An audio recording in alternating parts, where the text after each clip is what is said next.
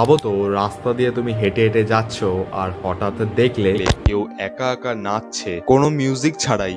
1 ঘন্টা নয়, বরং একটা গোটা দিন।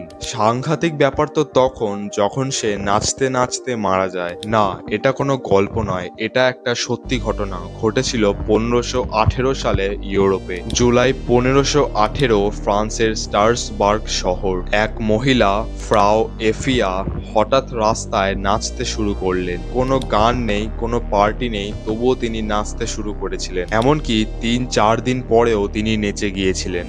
লোকেরা ভাবলো হয়তো পজিশন করছে, তারপরে ভয় পেতে শুরু করলো, কারণ পরে 30 থেকে 40 জন ঠিক এইভাবেই অকারণে নাচা শুরু করলো। আর এইভাবেই এক সপ্তাহে সংখ্যাটা দাঁড়ায় 400 জনে। মানুষজন সকাল দুপুর রাত শুধু নেচেই যাচ্ছে প্যারিসের রাস্তায়। কেউ কেউ 6 দিন 7 দিন ধরে শহরে টানা নেচেছে। শরীরের ওপর চাপ গিয়ে হার্ট অ্যাটাক, স্ট্রোক বা এক্সট্রিম ক্লান্তিতে অনেকের এই অবস্থায় মৃত্যু হয়। তখনকার ডাক্তারেরা বুঝতেই পারছিল না যে এটা কি ধরনের রোগ। তারা বলল শরীরে হিট জমে গিয়েছে, তাই এই ধরনের নাচ। আর তখনকার ডাক্তারেরা হয়তো এখনো অব্দি বিশ্বের সব থেকে ভুল থেরাপি দিয়েছিল। তারা বলেছিলেন যারা নাচছে তাদের নাচতে দাও। শহরে তৈরি হলো স্টেজ, লাইভ মিউজিক। মানে তারা অসুস্থ, কিন্তু লোকজনেরা ভাবছে এটা এক ধরনের চিকিৎসা। আধুনিক গবেষকরা ভাবে এর পিছনে থাকতে পারে দুটো থিওরি।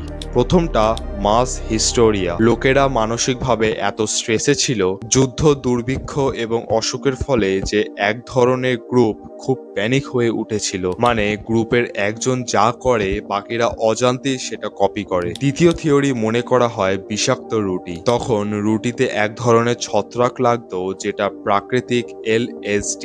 মানে এই ছত্রাকের ফলে মানুষ হ্যালুসিনেশন করত, মানুষ তার শারীরিক ভারসাম্য হারিয়ে ফেলতো, এমনকি নাচার মতন আচরণও করত। আজ অবধি এর কোনো প্রমাণ শতভাগ মেলেনি। এখনো অবধি কেউ জানতেই পারলো না যে এটা কোনো মনোরোগ ছিল নাকি কিছু অন্য অপ্রাকৃতিক জিনিস। এই ঘটনা কয়েক সপ্তাহ ধরে চলে, কিন্তু হঠাৎ করেই এইগুলি বন্ধ হয়ে যায়। কেউ আর প্যারিসের রাস্তায় নাচছে না, কারোর কিছুই মনে নেই, এমনকি এর কোনো চিকিৎসাও নেই। না কোনো নির্দিষ্ট কারণ, না কোনো ক্লোজার। আজও এই নাচের মহামারী এক অমীমাংসিত রহস্য। হাজার হাজার মানুষ কি সত্যি আতঙ্কে এইগুলো করছিল, নাকি তারা কারোর দ্বারা কন্ট্রোলড ছিল? আপনাদের কি মনে হয়?